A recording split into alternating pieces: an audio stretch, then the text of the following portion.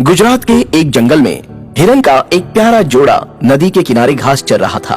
दोनों जिस तरफ मुड़ते साथ साथ ही रहते थे। वो सचमुच रब की बनाई हुई एक लाजवाब जोड़ी थी।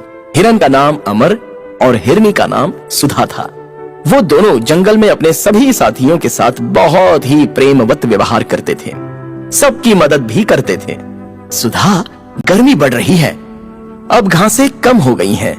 हम तो दूर दूर जाकर चारागाह की तलाश कर लेते हैं, लेकिन हमारे बुजुर्ग हिरनों के लिए दूर जाना बहुत ही कष्टदायी है। पिछले वर्ष की तरह इस वर्ष भी हमें उनकी सहायता करनी होगी। अवश्य, हम उनकी सहायता जरूर करेंगे। हम उनके लिए घास और पत्तियां इकट्ठा करके उनके लिए भोजन का प्रबंध भी करेंगे। अमर बोला, हम अपने युवा साथियों से भी सहायता लेंगे। बुजुर्गों की सहायता करना नौजवानों का परम कर्तव्य होता है। जंगल के युवा हिरन अमर और सुधा की बात मानते थे और उनके साथ वो भी परोपकार में शामिल हो जाते थे। एक दिन अमर और सुधा बहुत दूर पहाड़ों के पास के चारागाह में पहुंच गए। वहां की हरी हरी घास उन्हें अपनी तरफ आकर्षित कर रही थी। सुधा चरने लगती, तब अमर बीच बीच में चारों तरफ निरीक्षण कर लेता था। इसी तरह जब अमर चरने लगता तो सुधा चौकन्नी होकर चारों तरफ नजरें घुमाने लगती थी। अमर, पास की झाड़ी में मैंने कुछ आवाजें सुनी है। ऐसा लगता है वहाँ कोई जानवर छिपा बैठा है। सुधा, तुम यहीं रुको, मैं देखता हूँ। नहीं नहीं, झाड़ी के पास मत जाना, खतरा हो सकता है। रुको, देखो मैं ही चली जाती हूँ। सुधा, क्या तुम्हें खतरा नहीं हो सकता? तुम कहीं नहीं जाओगी। मैं तुम्हारे शरीर पर एक छोटी सी खरोच भी बर्दाश्त नहीं कर पाता हूँ। दोनों जन में बातचीत हो रही थी। इतने में एक खतरनाक भेड़िया झाड़ी से बाहर आ गया। उसने सुधा को निशाना बनाया और टूट पड़ा। इससे पहले कि सुधा उसके पंजे में आती, अमर ने अपनी नुकीली सींग से भेड़िए को हवा में उछाल दिया। सुधा, तुम मेरे पीछे ही रहना, मैं इस भेड़िए की खबर लेता हूँ।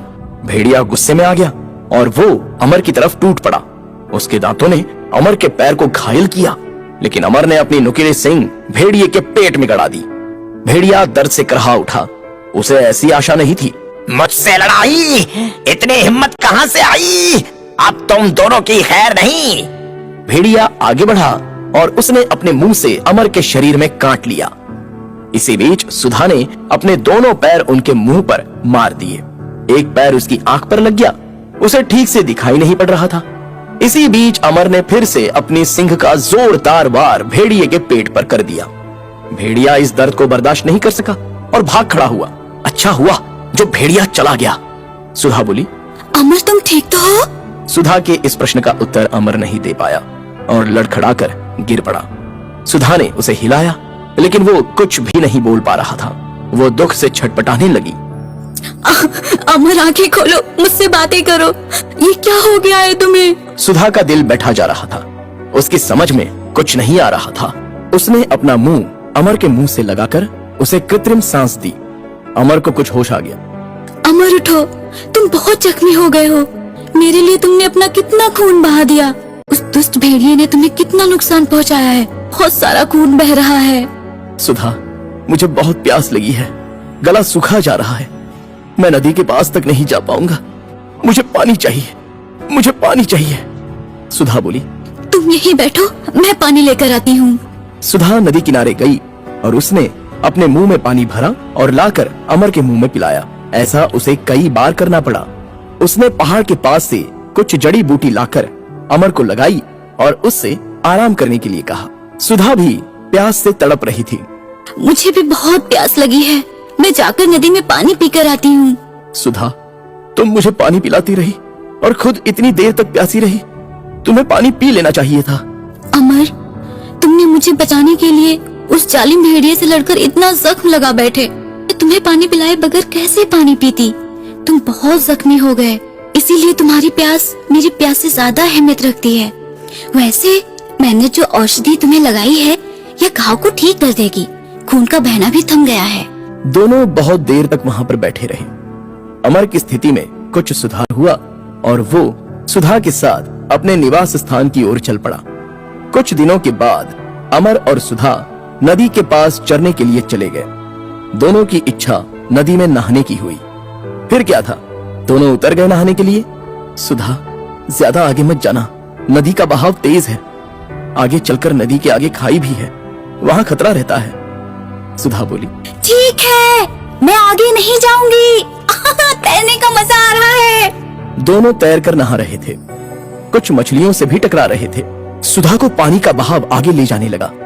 वो रुकने का प्रयास कर रही थी, लेकिन रुक नहीं पा रही थी। सुधा, रुक जाओ। मैं रुक नहीं पा रही हूँ, पानी का बहाव तेज है। देखो देखो, तुम आगे मत आना। अमर ने देख लिया कि आगे खाई है और वो तेजी से तैरते हुए सुधा के पास पहुंच गया। उसने अपने दोनों पैरों से उसे पकड़ा, लेकिन तब तक पानी का बहाव और तेज हो चुका था। दोनों ही पानी के साथ खाई में चले गए। अमर का सर एक पत्थर से टकराया और वो बहता हुआ नदी में बहुत आगे निकल गया। वो किनारे पर निकला और चारों तरफ सुधा को देखने लगा। सुधा कहीं दिखाई नहीं पड़ी। वो पागलों की तरह सुधा को नदी के दूर किनारे तक ढूंढता हुआ चला गया। वो नदी के पास से लौट नहीं पाया। वो प्रतिदिन नदी के किनारे खड़े रहकर दूर दूर तक सुधा की खोज करता रहता। वो जानवरों से पूछता, पक्षियों से पूछता, लेकिन सुधा उसे फिर भी नहीं मिल सकी। वो एक दिन नदी के किनारे चारों तरफ देख रहा था। दूर उसे एक हिरनी बैठी हुई दिखाई पड़ी। वो प्रसन्न हो गया और बड़ी आशा के साथ वहां पहुंच गया। जब हिरनी का चेहरा देखा तो उसकी सारी आशा समाप्त हो गई। वो कोई दूसरी हिरनी थी। एक दिन वो नदी किनारे चल रहा था और उसी समय एक हिरन हिरनियों का झुंड वहां आ गया और सब नदी का पानी पीने लगे। सब नदी का पानी पी चुके थे, लेकिन एक हिरनी बहुत ही प्यासी थी। वो पानी पीती ही रही। एक मगर पानी में सामने से आ रहा था। अमर ने उसे देख लिया। वो जोर से चिल्लाया, हट जाओ, मगर आ रहा है। हिरनी ऐन वक्त पर हट गई और बच गई और मगर को खाली हाथ वापस जाना पड़ा। हिरनी अमर के पास चली गई। आपका बहुत बहुत धन्यवाद मेरी जान बचाने के लिए। आपको इसके पहले हमने कभी देखा नहीं। मेरा नाम अमर है। मैं अपने सुधा के साथ किसी नदी में नहाने आया था और हम तेज लहरों में बिछड़ गए। मेरी आंखें उसे तलाश रही हैं, लेकिन वो सामने नहीं आती। न जाने कहां और किस हाल में होगी।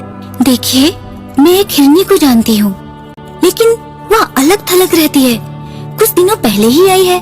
मुझे यकीन है वह आपकी ही सुधा होगी। मेरे साथ चलिए, मैं उससे आपको मिला दूंगी। अमर उस हिरनी के साथ गया, लेकिन सुधा वहां पर नहीं मिली। वह तो हमेशा यही रहती थी, न जाने कहाँ चली गई। अमर बोला, कोई बात नहीं, मैं उसे ढूंढता हूँ, वो मुझे अवश्य मिलेगी। अमर ढूंढता ढूंढता नदी किनारे बहुत दूर तक चला गया। कहते हैं जिस पर जिसका सच्चा स्नेह होता है वो निस्संदेह उससे मिल ही जाता है। कुछ देर के बाद नदी किनारे बैठी हुई सुधा दिखाई पड़ी। वो तेजी से दौड़कर उसके पास पहुंच गया। सुधा, तुम यहाँ हो? मैं तुम्हें कहां कहां ढूंढता फिर रहा था। भगवान की कृपा हो गई जो तुम मुझे मिल गई। चलो, मैं तुम्हें अपने साथ लेकर चलूंगा। सुधा बड़े आश्चर्य से अमर को देख रही थी। अमर की समझ में कुछ नहीं आ रहा था, क्योंकि सुधा कुछ नहीं बोल रही थी। सुधा की याददाश्त चली गई थी। तुम कौन हो? मैं नहीं जानती तुम्हें। देखो, मुझे परेशान मत करो, चले जाओ यहाँ से। मैं नहीं जाऊंगा। अमर की ये बात सुनकर सुधा गुस्से में आ गई और उसने दौड़कर अमर के माथे पर ठोकर मार दी। सुधा, ये क्या कर रही हो? इतने में सुधा ने फिर से अमर के माथे पर ठोकर मारी और लड़खड़ाकर वो गिर पड़ी। वो जैसे ही गिरी, उसके माथे पर एक पत्थर लग गया। वो चकरा गई। इसके बाद शांत होकर अमर को देखती रही। मेरे अमर, मेरे पास आओ। देखो, मैं तुम्हारे बिना कितनी अधूरी थी। आते इतने दिनों तक, आज मिले हो। बहुत अच्छा हुआ सुधा, तुम्हें सब कुछ याद आ गया। सुधा के बिना मेरी जिंदगी नहीं थी। सुधा, तुम ही मेरी जिंदगी हो। अमर और सुधा फिर से एक दूसरे से मिल गए और साथ में सुखपूर्वक जंगल में जीवन बिताने लगे। वो दोनों त्याग और प्यार की मिसाल बन गए।